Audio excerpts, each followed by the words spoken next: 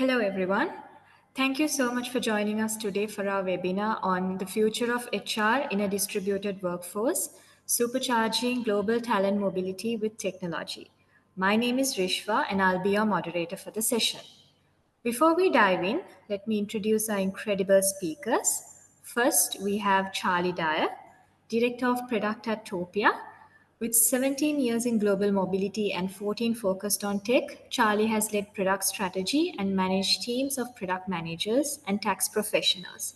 His career highlights include driving tech-driven mobility transformations at Deloitte and leading global mobility tech initiatives at Boston Consulting Group.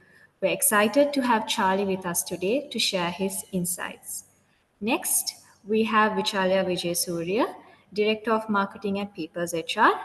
Vichalya is a seasoned marketing leader with over 15 years of experience in B2B and B2C. She drives impactful customer-centric marketing strategies for People's HR, mentors Gen Z marketers, and advocates for diversity, digital transformation, and sustainability. We're looking forward to hearing her valuable perspectives. Before we get started, here are a few housekeeping rules. We'll be having a Q&A session at the end of our discussion, so please drop your questions in the Q&A section rather than the chat. This will help us manage your inquiries more effectively. We'll also do our best to answer as many questions as possible at the end. And since we have a time constraint, we might pick a few to answer along the way. With that, let's kick things off. Vichalya, over to you. Thank you, Rishva, for that very lovely introduction. Hi, everyone. So we are here to talk about the wild world of work today. That is the distributed workforce and the complications and implications. And we are looking forward to share our insights with you. So when you look at the post-COVID era, remote work isn't just popping up by just working from home anymore. It has gone to a full-scale global scenario. Companies now have people scattered all over the zones across business travels, and particularly people living out of a suitcase, or it can be a fully remote team member who's joining on Zoom straight away. And when you look at each different groups, they have different needs. And it's no longer about setting up a quick home office. Now we are talking about cross-border moves, complex logistics, and making sure that everyone from IT and HR is on board to support the workforce. So looking forward to hear Charlie's insights as well. This is Charlie's first time joining a People's HR webinar. Hi, Charlie. How are you doing today? Hi, Charlie. Yeah, I'm doing fantastic, thank you, and super excited to be as part of this webinar. It's it's a privilege to be invited here. Yeah, and I look forward to the rest of the presentation for everyone. I think it was mentioned at the start, but it'd be great to get comments and reactions as we go along. Some of the points in my part of the presentation, I'm going to ask for some audience participation as well. So I guess we can be ready if you want to share any reactions or comments. Yes, I wholeheartedly agree in terms of how you've organised the distributed workforce on the slide. Most businesses, I think now can say you have some kind of distributed workforce. If you've got one international business trip or you approve one remote request, I would say it means you fall into the category. And utilising technology there has always got potential benefit. If you think you're part of a distributed workforce. And the common benefits for technology to consider is the visibility of employees, the cost, and mitigation of risk. So risk can be down to compliance with tax, immigration, or labour laws. And without any technology, it can be really difficult, or in some cases, near impossible with either not external support or a technology to support that. So breaking down these sections, so global mobility. So global mobility is the management of more formalized assignments or transfers. Sometimes we cross a threshold of more than 6 months. It becomes more maintained. So often some of the risk aspects are mitigated because it's managed. And these teams are not always dedicated teams. So this does happen at larger companies, have dedicated teams, or where they have a more established global mobility program. But sometimes for a smaller organization, it actually falls on the shoulders of a more generalist HR team member. So part of a talent team, for instance, have to split their time from their regular job and also looking after global mobility moves. But I still think both are going to benefit from technology, or the process and tips we're going to share today. The business travelers, effectively anyone who travels for business as part of work. So if I go to run a workshop or train a team in a different location, that's a business trip. I'm going to book travel through work or personally, and it's important that my business knows where I am. These groups are typically tracked outside of global mobility, so wider HR, tax, or finance teams. But I have heard more recently some global mobility teams either doing it or at least considering having business travelers part of a global mobility remit. And the remote workers. So sometimes we look at this group as just people who work outside the office, or can be confused with just hybrid working. But I would consider this, or the way I sort of summarize this, is someone doing their role outside of their employment country or state. So when we look at boundaries, it's really an immigration boundary or a tax jurisdiction boundary. And management of these can be little to none. So sometimes there's no management at all. It could just be an email to your line manager to say, oh, I'm going away for the next 2 months. Is it okay if I work there? And the question we need to ask ourselves, or at the time, is, can they? Do we just say, okay, you can work there, but are we really considering the risks to them individually or to the company, specifically around compliance? So I think this is a good point just to pass over to the audience with a question for you. So it'd be great if you could add thumbs up or react in some way if you think this resonates inside your business. And if there's other stakeholders or your own views, please share it in the chat and we can try and address it later, or just have it so other people can see it as well. So each one of these groups do introduce some kind of compliance risk, which is going to be sort of a common theme, I think, throughout the presentation, which is why having a technology platform that centralizes these sort of global workforce data, and you want to integrate it with internal systems or tax system or immigration teams and systems for visibility, real-time tracking, because you want to ensure there's a smooth management of each of these different people. So we can go to the new slide. So when you look at challenges of managing a mobile workforce, I think compliance plays a key role, which is also not the so fun part, right? Handling compliance is not easy. Any HR folks who agree with us on managing compliance is a nightmare? You all can give us a thumbs up, or you all can drop a comment if you all are in the same boat as us who think that it can be a nightmare. So Charlie, let's hear your thoughts about compliance, managing compliance and legal complexity, especially from a Topia angle. You guys have been doing a lot of work in streamlining these in certain platforms. So dive right in, give us some insights about that as well. Of course. Yeah, so I wanted to sort of identify and talk about some of these challenges in a little bit more detail today.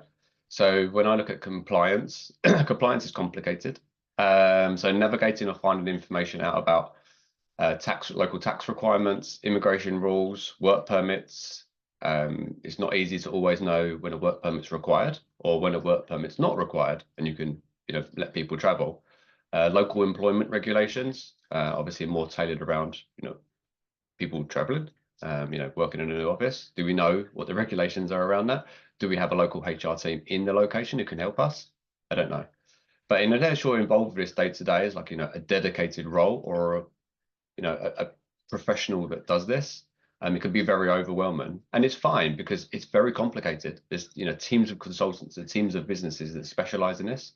So sometimes asking someone in the HR or global mobility team is asking a lot of that individual. But it can be mitigated with technology. carrying on with compliance, it could be an internal or an external audit. So having visibility of where your employees are at the most basic level, it can be can be quite challenging. So audience question, I'm going to keep this theme going with audience participation. So if your leadership came to you today and said, can you show me where all of our employees are working right now? Be interested to get comments if people could get this information back to them today or within a few hours. Sometimes our leaders do ask us for things very quickly. So I've got experience of it. While you're thinking about that and posting comments, I'll go through some of the other sort of challenges that I've seen, at least, is around data and sort of having multiple systems. So managing employees across multiple non-integrated systems, again, can present a challenge. We've got our core HR system that we'd be very used to using, but there could be information in Excels. There could be a tool that we've built internally in our own company. We could have purchased third-party tools to help us with this. But if they don't integrate, it actually can create more problems by implementing a technology like this. It creates inefficiencies. There's double data entry typically, which leads to an increased risk of one source of this data having an error and not actually analyzing and finding out that this particular piece, at least, is going to impact us worse by having that sort of golden source of data. Cost, so managing and tracking costs. This could be a cost report. So again, that management question to you is how much are we spending on business travel, or how much are we spending on global mobility? It's a typical question I would see for people, and we want to equip ourselves to try and mitigate, at least answering that question the best way we can. Tracking or trying to predict costs of moving people. So again, quite complicated to work out how much it's going to cost someone to move someone from one location to another location. There's hard costs, of course, like shipping, but it's taken into consideration tax costs. If you've got a program that have equalized assignments, it can be very expensive, and estimating that without a technology or without a third party like a tax consultancy company, which could be very expensive, is very difficult. The other challenges around the experience of the employee, or even just getting their engagement into technology or into the program. So you want to ensure there's consistent support and engagement for the employees on the move. And we want to be addressing those sort of the cultural and logistical challenges that impact their productivity and potentially their own well-being as well. Yes. So we can go to the next slide, or for Charlie. Yes. Sorry, I think I agree with you there, Charlie. Having multiple systems can be a nightmare, and HR can literally lose their mind by doing that. So having a holistic system with clean, smooth integrations where everything is tracked, including employee experience and engagement, of course, with the core HR part, tax, payroll, everything can be the lifesaver at this point. So moving on, we're going to talk about planning for success in talent mobility. Charlie, over to you. Thank you very much. So yeah, now we understand some of the common challenges. The next step is for each of our journeys, at least on this call, is to understand the challenges in your organization and plan how technology can help to solve these. But there's some steps we need to think about before we jump to technology. So understanding who your stakeholders are, understanding their technology needs, so wider HR, tax, legal, the individual employees.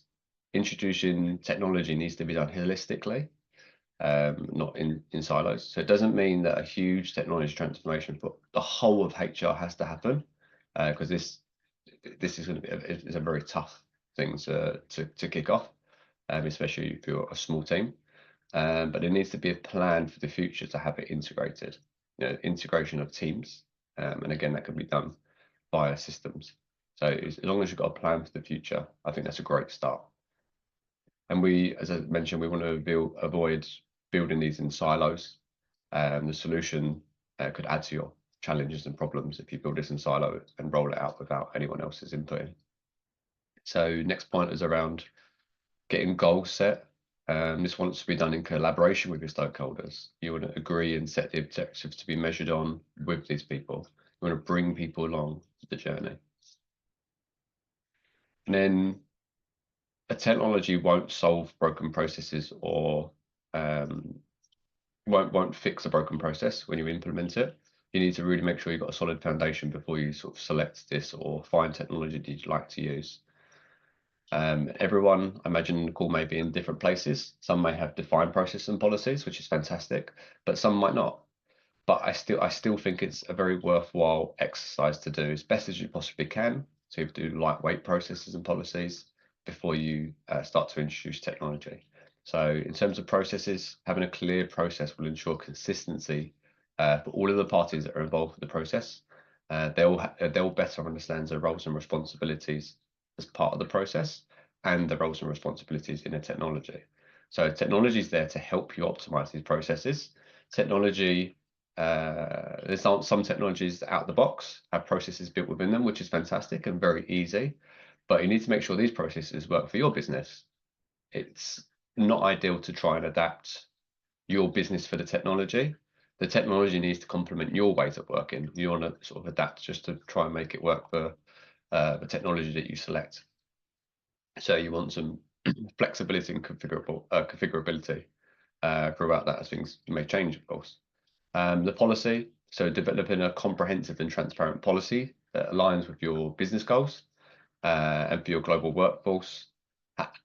You know, that could be an example of growing a talent, developing people's careers or growing the business. For this, my advice was don't work alone. You know, it's complicated again, you know, just like our sort of tax rules and immigration laws, it's quite complicated to build a policy out. So there's forums out there, and there's online tools that you can help to benchmark. So for a global mobility function, you may want to understand what a short-term policy looks like. So how many people include a per diem? That might be 70%, 70+%. Or actually, I want to add a per diem to my long-term policy. And when you get the results back, it may be less than 5% because it's not typically something that would be given on a long-term move because it's, you know, not very cost effective. And for if you wanted to understand people's policies on remote work, again, it's quite, I found it quite new. There's not loads of process built around it. So joining forums, etc., is a great way to understand from your peers in this group. You know, we're making a peer group here. It's great to get feedback and, you know, work together to do this. Next is around choosing the right technology that suits your business. So you want to understand what technology is available, and you want to give yourself some guidelines when you're looking at this. So make sure the technology aligns with your objectives, enables your team to work efficiently, integrates, you know, it wants to integrate seamlessly with existing systems. So that could be your HR system, HRS system, could be a tax system, it could be relocation technologies that you're utilizing or third-party providers are utilizing. It could be your expense system or your travel booking system for the business travelers. And you want it to enable your process to deliver on these objectives that we've been setting. You know, ensure compliance, having accurate cost estimates, reporting on mobility spending. We don't want to just make sure these, you know, what the technology we choose is going to do this. And this, the last point is around communication. Can get lost sometimes when we're so excited about the project and we're running very fast. We want to keep these communications with stakeholders. We want to show the progress we're making. We can go next slide. Thank you. Yeah, so now we've got a plan for our goals. It's as clear as it can be. We know our objectives, and you found your tech solution. We want to make sure that you can demonstrate our success. And we also need to be flexible if the priority changes or if the outcome isn't as expected. So KPIs are really useful for this. So if your objective is to deliver a new employee experience that attracts and retains the best talent, I think that's a strong objective. Satisfaction is a great measure of this. So we know if we measure the satisfaction, if the results are positive, we know we're on the right track, which is fantastic, and we continue down the path. But if the trend isn't what we expect and the trend goes down and there's less satisfaction, we need to think about why. We expected this result, but why did it go wrong? How can we adapt our plan or change our direction of a plan to increase the satisfaction? Where analytics or data analytics tools can come into play here. There's very powerful ones available to all of us that allows us to use data to help us build the APIs, but also to sort of forecast in the future workforce needs or compliance risks. So for example, you may want to predict what roles are likely to need mobility support, so you can make sure you've got enough staff there, for instance, or anticipate regions that have a high relocation demand, so bigger business in new areas for you, or growing businesses in those areas, or identify patterns where employees are engaging with different parts of a distributed team. So it might be an individual who's a formal assignment, but they have a lot of frequent business trips within the assignment that has its own complexities. But seeing that sort of data is going to really help you sort of look at the business, and essentially, maybe new objectives or KPIs you need to adapt to there. We haven't talked to the audience for a little while, so I thought another question or reactions. It'd be great if you want to share any analytics tools you use today and how you utilize them. Good benefit for us to understand that, but obviously benefit for your peers, as I mentioned, as well. And then throughout this is feedback loops. So I mentioned this as part of KPI tracking, but feedback for me is key. I request, and hopefully everyone requests feedback when we want to develop ourselves at work. So I'll request feedback from my peers and they'll tell me, Charlie, you do this well, you need to improve on this, and I can develop myself. So we shouldn't limit it to that. We should really be doing this for our technology as well. Thanks, Charlie. I think one of my favorite parts is always analytics, and you were talking about predictive analytics. Just a small question to our audience. If you want to know more about predictive analytics and how predictive analytics can help HR, do drop in a comment or send us a message. We have some interesting ebooks and documents which we are willing to share with you.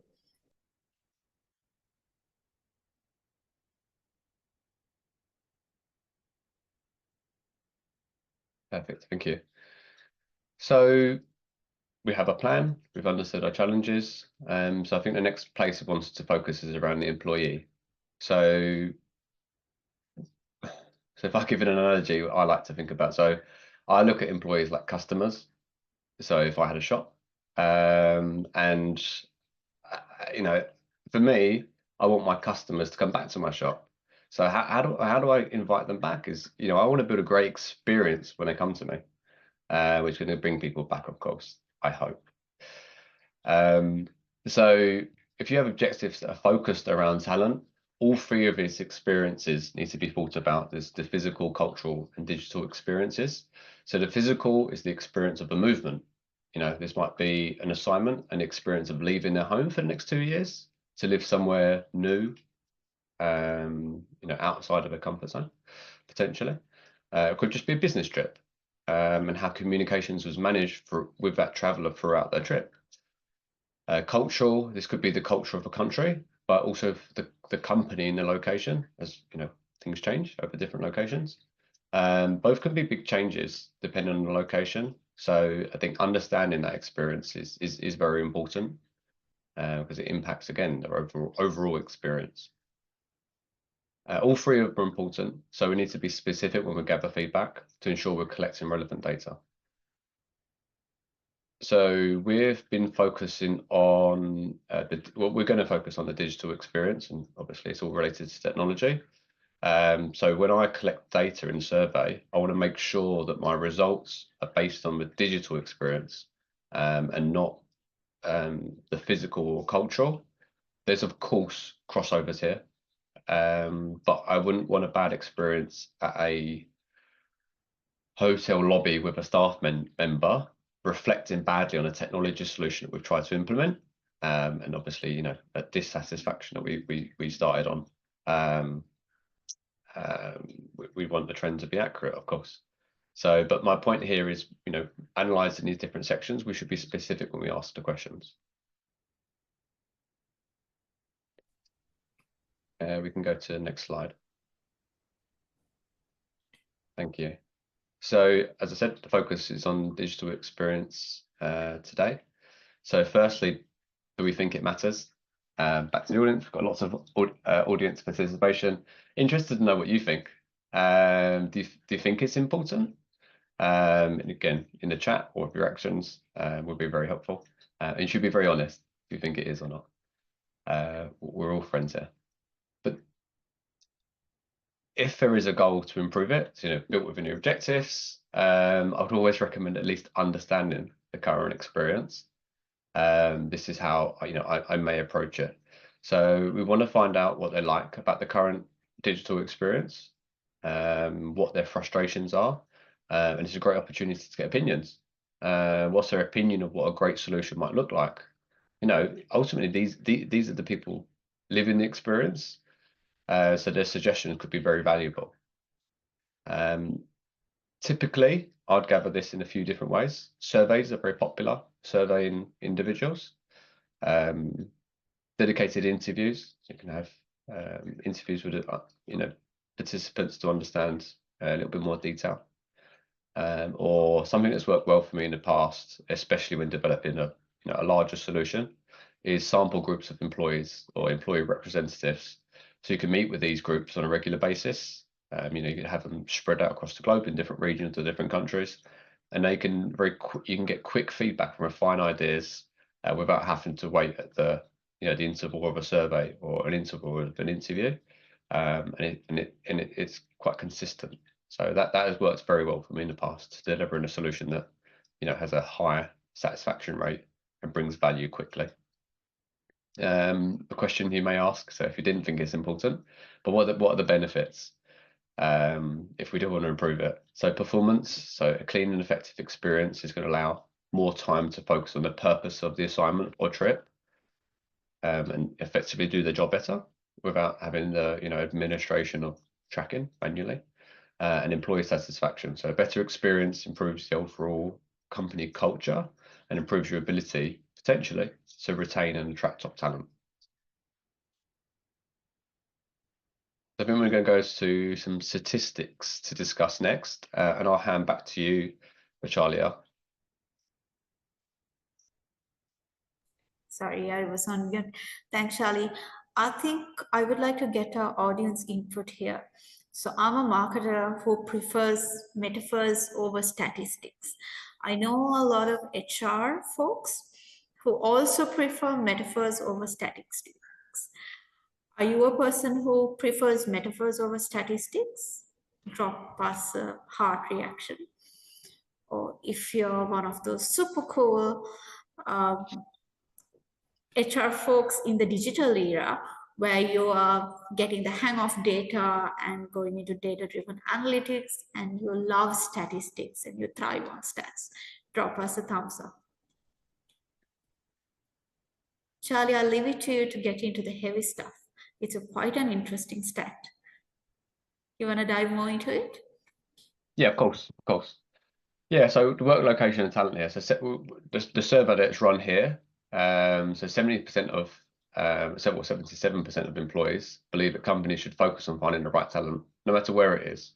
So it's interesting because what this makes me think about, or maybe you're thinking about, am I missing out on hiring talent internationally with internal candidates? So I've got someone working in Brazil or UK that could be hired, in Asia. It's quite far away, but maybe that's where the best talent is. Maybe it's not. This could be an internal candidate or it could be external candidate. So when we're thinking about recruiting, do we recruit just locally or, wider than local? Could just be regions, common regions. Like for me, easy, we could hire people from Europe, very quick, very easy to do. But what's a worry is how much does it cost to do this? Is there an additional cost? There is, of course. You may want to offer them a package to say, please work at the company. We really like who you are. We'll pay for your flights and initial accommodation. But how can we estimate these? Technology, of course. There's lots of technologies out there that allow you to predict these costs ahead of time. Definitely. So moving on, we have more stats. Now you all gave us a thumbs up. So Charlie's bringing in more statistics for you. Yeah, thank you, Charlia. Yeah, so I'll read this out. So the employees' location reporting, and I've got one more statistic afterwards, but then we'll get away from this. But I think these are really important. I think there is for me, I like statistics, so I sit on the other side. Though I didn't post a reaction. So 80%, 86% of HR professionals are confident their employees are going to report 100% of the time working in another state or country. The interesting statistic for me, it's only a third of these employees are actually doing so. I'm fairly risk averse, so this makes me quite anxious. It makes me panic, and it certainly would if I was managing a global program. So, questions are great for these statistics. So does this align to what you see? What do you think is different? Is it shocking? I'm sure there's a reaction. They can have a shocked emoji if you feel like it is, but maybe it's expected. Maybe it's just me who reads the statistic. Would potentially worry. It'd be great to hear what you think impacts this. For me, my opinion is administration. So if there's a lot of administration required to track time spent elsewhere, less likely to do it. In today's digital world, things are easy. Things are easy on my phone. Things are made a lot easier for me. So I don't expect to have a heavy administration to do, and I likely wouldn't do it. So for instance, we've got apps, or there are apps out there. You could just install something that runs in the background on your phone, or like your work asset. And it's zero effort, download the app, install it, and it's tracking after so. And the benefit of that, incorporating technology, is HR teams can help follow up with people who haven't done it, or who are not tracking their time that we know are traveling. Or technology can also prompt you to say, reminder to the employees, by the way, you should be tracking your time, please download this app, so on and so forth. Not tracking, so the reason it makes me nervous when reading these statistics is not tracking accurately opens you up to a very large compliance risk, or even a risk to the safety. So the compliance is, could be financial or legal, but if there was I hope this doesn't happen, of course, but if there's a natural disaster somewhere in a country that my organization is operating in, I'd want to be able to really quickly know where everyone is to make sure they're okay. Then we can go to the last statistic for Charlia. So this is the scale of the challenge now. So 78% of the employees who surveyed had worked outside the state or country in the previous 12 months. But nearly 1 in 2 HR professionals say that they found staff working where they shouldn't be. The theme we've been talking about, or at least I have, is around compliance.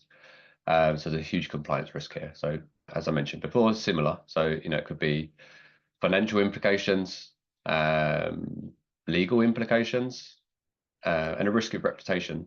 If you're audited and you're found out to be this, and you're a company that then hits the news headlines, this is not something you want to have in news headlines, as you're not compliant, or you've had a large financial penalty for not having this information. Yeah, and I'm done with this slide for Charlie, so we can move on. And I think I can hand back over to you. All right. Thanks, Charlie. So talking about how HR tech can support a distributed work. Nowadays, HR has evolved so much, and it has evolved from only setting goals and doing the traditional performance evaluation. Now it has come to a point where tracking KPIs across everything from talent mobility to employee happiness has to be in sync, especially if you're managing a mobile or a distributed workforce. And this is where the HR platform or HR software can become a game changer for you. While HR can focus on the more strategic areas, like setting up KPIs, and also get help from platforms and the experience of benchmarking your KPIs and statistics along with the company vision to how the best of the industry is performing and what sort of KPIs should you set for your workforce. It can differ from country to country, it can differ from region to region, whichever department to department. You can get the best practices out of it and implement it, and then monitor real time on a daily basis even. Because something like employee happiness or employee engagement or employee satisfaction is not something you can measure annually. It is something that you have to be on the go, on the ball, monitor depending on the locations you have, depending on what disasters, what crises may occur in different regions. So that is important. Instead of staying blind, I think now with all these platforms, HR can look ahead, especially with analytics coming into play. While they can identify the patterns, the past patterns, and focus the accuracies and forecast the predictions. Like, for example, you might not have direct visibility, you might not have a HR business partner in a certain country or a location, but you can track and you can predict the absence pattern, the absenteeism patterns, or the leave patterns, or the attendance patterns on these different folks, and manage it, be proactive and understand what they're going through to manage. And I think virtual onboarding is something that came up a while back, but HR tech has made it so interesting right now, bringing in AI and trying to get AI to screen, to do interviews, to do so many multitasking things that a single-handed HR person cannot handle at one go, has made life so much easy for HR. So you don't have to set KPIs on stone anymore. You can let them evolve over time and monitor and help your teams perform more effectively.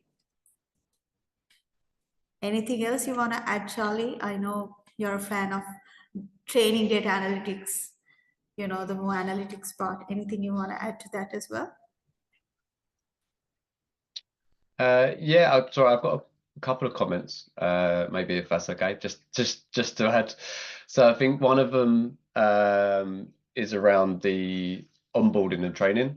So a plug if you're thinking about technology. So incorporating training at the onboarding stage of bringing people into the business for managing technology for a distributed workforce, as I say, may affect a lot of companies. I think almost all companies, maybe. My previous example of installing the app to track business travel, be great, part of the company culture. You say, when you start, as soon as you take a business travel, you need to download this app and install it, onto your work assets. It's not very invasive, it's just on your work assets. I think it's a great place to start. It removes the, oh, please can you do this, please can you do this, please can you do this. So really embedding that training for the technology that you're implementing at this stage can be very, very beneficial. Yes, and then training analytics, love analytics, of course I do. So, analyzing the data to make informed decisions is important. And without any dedicated technologies, it's a lot of work to do manually. But there are lots of technologies out there to do this now. So there's great data analysis or Power BI, like BI type tools that are there to utilize. And more recently, or at least more recently, publicly, AI tools do a fantastic job of taking a lot of administration out of analyzing data, removing outliers to get cleaner data. But I would also advise here is do spend some time either doing some training ahead of this, because you want to be very clear, refine your instructions to these like a ChatGPT or a Bard or something like that, because they need to be very clear, because you want to have your results as you want your results to be dependable, and please always make sure you're looking at the results and you're making sure they're in line with your expectations. Definitely. Yeah, I think that's it. I don't. Couldn't agree more. And to speak more about our People's HR partnership with Topia, let me call upon Rishva back again. Rishva, over to you.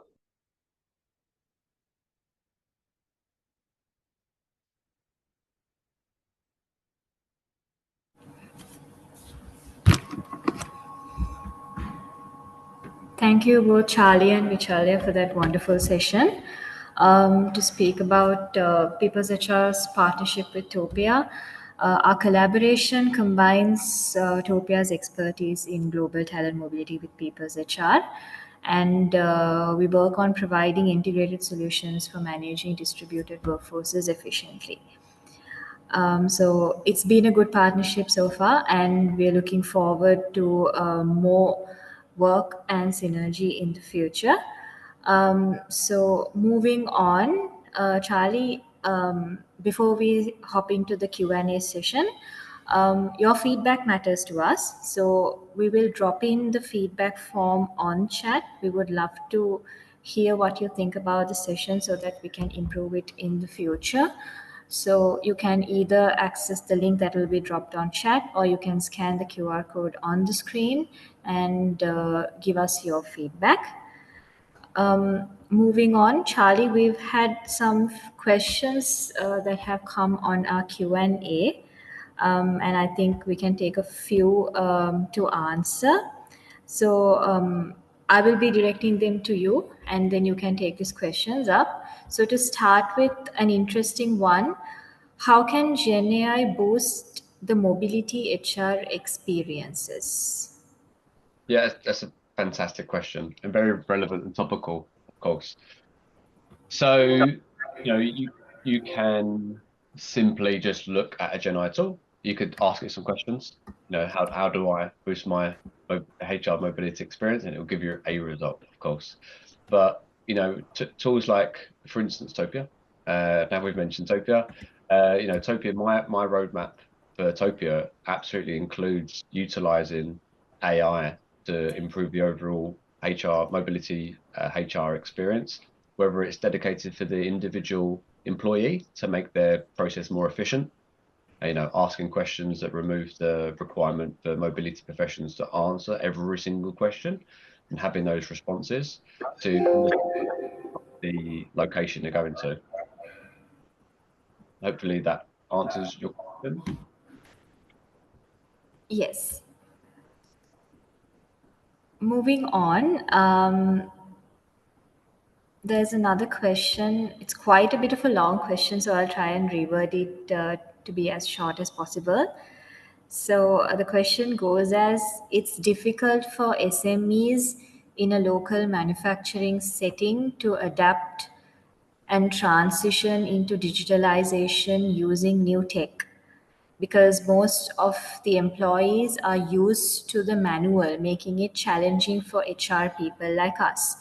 So, do you have similar experiences in handling this? And are there any tips on what a young HR professional can do to effectively implement HR digitalization?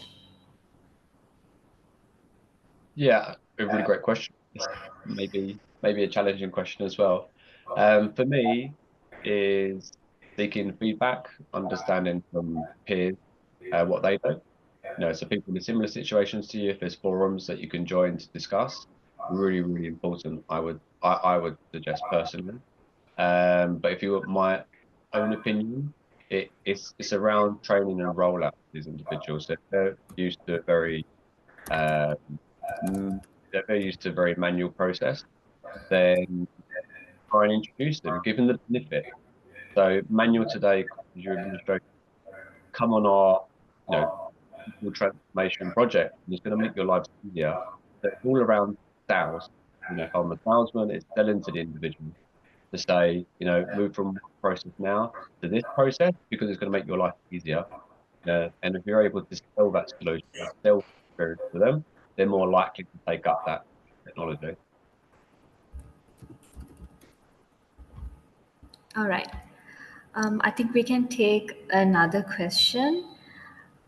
This is more towards Charlie. So there's a question from Nabil. He says that he's a person interested by the resources and about predictive analytics, like which Alia mentioned earlier. And Nabil asks, what are the AI tools that you use, Charlie? Yeah, so I'm just trying to read the question. Sorry, do you mind rereading it? Nabil Is this wants to know what are the AI tools that you use? yes? Sorry. So for me, so we utilize I would either, we can, in a corporation, so we worry about sharing data with analytics tools because we don't want it to be reused to train the tool. So putting my company name in on my company notes. I of course wouldn't want to do that. So I personally chat GPT a lot. Find it responsive. I'm subscribed to the premium version.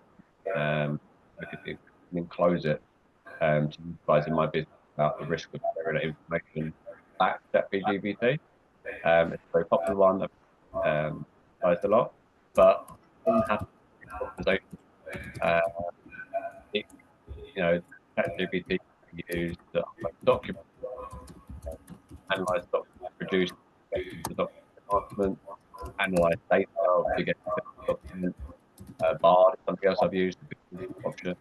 Um, yeah, but that's what I personally use, but I don't think it's necessarily better than the other.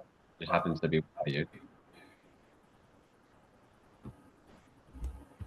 Sounds good. There is another question. How does the system adapt company culture, address domestic statutory deductions like social security fund, insurance, and tax system? Yes. So adapting, I think there's two here. So the company culture. So I think it's about trying to roll this up globally. So when you're doing your the feedback or trying to get responses back from your stakeholders, it's understanding what culture looks like in each location and trying to make sure the technology solution is agnostic as possible. You don't want to tailor it for a specific location. You want to try and make it agnostic, make it lightweight initially. And then I don't know if I'm super clear on the question. I don't know if someone's brave to re-ask it, but addressing the domestic statutory deduction. So something like Topia, for instance, if I run a cost estimate, we've got a tax engine in the background that calculates it. So I want to move someone from UK to Singapore. Part of a calculation that's what it's going to cost this salary, and based on this salary to benefit, this is the additional tax cost for the company. And tax and social security. I hope that answers the question, but happy to answer the follow-up question if it doesn't. I think it answers the question. So that brings us to the end of the Q&A session. There were many questions on if we will share the slides or the presentation and the webinar recording. So yes, the webinar recording will be emailed to you. So thank you so much for joining with us today. We hope you found this discussion insightful. And again, before we wrap up, please take a moment to fill out the feedback form because your input helps us and improve and bring you even more valuable sessions in the future. Thanks again for being here and have a great day ahead. Thank you. Bye-bye.